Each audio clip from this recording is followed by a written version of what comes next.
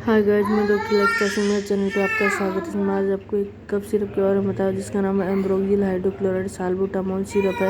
ये cough syrup बहुत ही effective है, जिसमें एम्ब्रोक्सिल हाइड्रोक्लोराइड 15 mg और साल्बुटामोल सिर्फ 1 mg है। ये ड्राई कफ और वेट कफ दोनों के लिए बहुत ही ज़्यादा इफेक्टिव मेडिसिन है।